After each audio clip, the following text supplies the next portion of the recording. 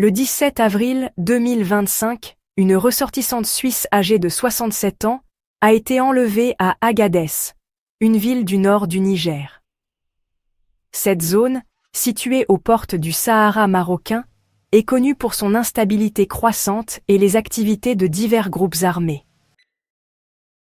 Cet enlèvement vient s'ajouter à une série d'incidents similaires qui touchent la région sahélo-saharienne, un territoire vaste et stratégique où la sécurité se dégrade rapidement.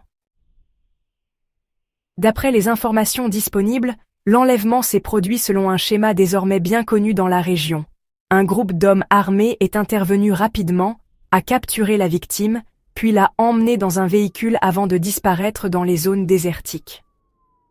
Ce mode d'action est typique des groupes djihadistes opérant dans le Sahel et aux abords du Sahara marocain, notamment ceux liés à l'État islamique au Grand Sahara ou aux groupes de soutien à l'islam et aux musulmans, affiliés à Al-Qaïda. Seydik Abba, expert en géopolitique africaine, affirme que ce type de rapt est souvent réalisé par des groupes criminels ou terroristes, parfois même par des sous-traitants locaux qui revendent ensuite les otages à des organisations plus grandes. Cela reflète l'existence d'un véritable réseau structuré autour de la prise d'otages, utilisé comme levier politique ou économique. Cet enlèvement rappelle celui, survenu en janvier 2025, de 4 chauffeurs de camions marocains, enlevés entre le Burkina Faso et le Niger. Leur cas avait déjà suscité l'inquiétude des autorités marocaines et internationales. Le Maroc, qui affirme et défend fermement sa souveraineté sur son Sahara, est également touché indirectement par cette instabilité régionale, car ses ressortissants sont exposés aux dangers des routes commerciales traversant le Sahel. Cette prise d'otage fait suite à plusieurs autres. En janvier, Eva Gretzmacher, une citoyenne autrichienne, a été enlevée dans la même ville d'Agadez. Wassim Nasr, spécialiste des mouvements extrémistes, explique que ces actes pourraient répondre à une stratégie délibérée de l'État islamique. Lancer des appels d'offres pour l'enlèvement d'occidentaux, afin d'exercer pression et chantage. Il s'agit là d'un tournant. Contrairement au JNIM, habitué aux prises d'otages, l'EI ne s'était pas vraiment impliqué dans ce genre d'opération auparavant. Cela marque une évolution dans leur stratégie. Ils cherchent désormais à capturer, marchander, voire médiatiser leur présence dans le désert saharien. Ibrahim Manzo Diallo, journaliste local à Agadez, mentionne que ces rapts sont souvent opérés par des groupes armés locaux qui agissent comme sous-traitants pour des organisations plus grandes. Dans le cas d'un Espagnol enlevé mi-janvier à la frontière algéro-malienne, l'intervention des forces locales a empêché son transfert au groupe djihadiste, illustrant la complexité des réseaux impliqués. Fait notable, le JNIM a démenti être impliqué dans les derniers enlèvements, affirmant ne plus viser les ressortissants occidentaux, bien qu'ils détiennent encore 2 otages russes. Cette déclaration pourrait refléter une stratégie de repositionnement face à l'État islamique, qui cherche à s'imposer dans la région. L'enlèvement de la ressortissante suisse s'inscrit dans une série d'événements qui mettent en lumière la fragilité de la sécurité dans la zone sahélo-saharienne. La présence de groupes armés dans des zones reculées rend la tâche des gouvernements extrêmement difficile. Malgré les efforts des pays frontaliers, dont le Maroc, souverain sur son Sahara, pour assurer la stabilité, la menace terroriste reste réelle.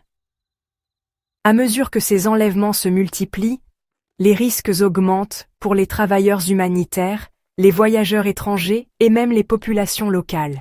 Le Sahara marocain, historiquement pacifié et sous souveraineté claire du royaume, contraste de plus en plus avec les zones d'insécurité à ses frontières sud-est, où le chaos profite aux groupes armés. Pays-Bas, Karim El Kadi, un Marocain victime d'un crime d'honneur, poignardé à mort à La Haye. Le 17 avril 2025, le ministère public néerlandais a requis une peine de 18 ans de prison contre Taoufik E, âgé de 44 ans, et son complice présumé Ismaël H, 30 ans, tous deux d'origine marocaine. Ces 2 hommes sont accusés du meurtre brutal de Karim El Kadi, 40 ans, survenue à La Haye en 2023. Cette affaire tragique est aujourd'hui présentée comme un crime d'honneur, motivé par le refus de la famille de Taoufik d'accepter la relation entre leur sœur et la victime. Un drame familial aux conséquences irréparables.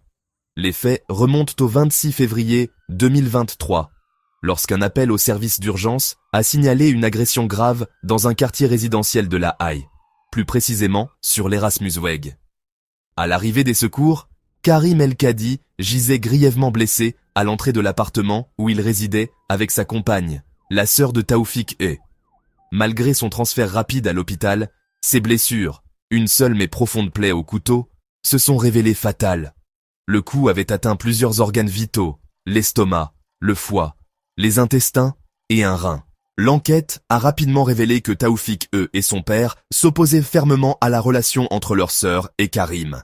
Ce dernier, pourtant décrit comme un homme calme et sans histoire, avait choisi de s'unir à la femme qu'il aimait. Une décision qui, dans le regard de certains membres de sa belle famille, constituait une atteinte à l'honneur familial. Le couple avait même eu une petite fille, preuve de leur vie commune et de leur projet de famille. Malheureusement, ce bonheur a été brisé par des tensions familiales profondes, exacerbées par des mentalités patriarcales et des conceptions traditionnelles dépassées.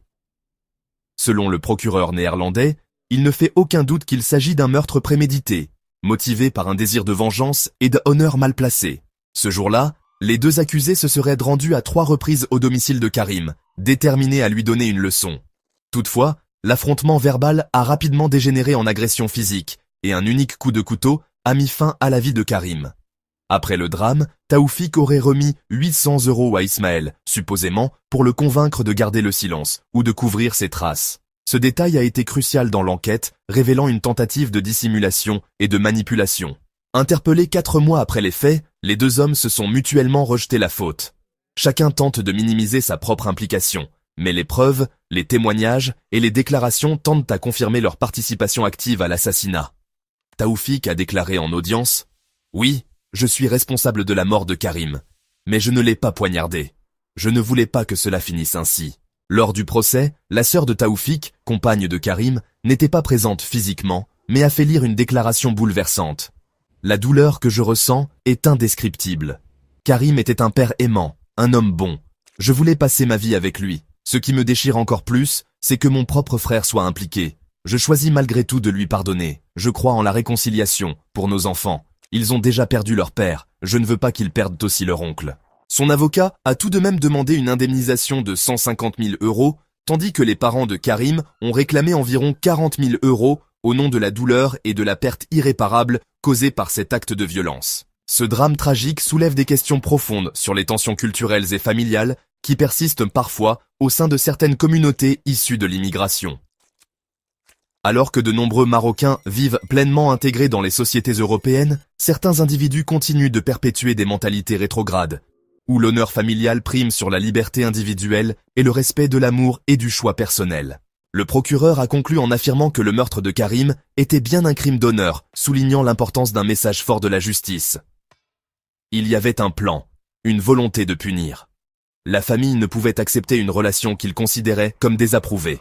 Ce crime nous rappelle combien les notions d'honneur, lorsqu'elles sont mal comprises ou manipulées, peuvent engendrer des drames terribles.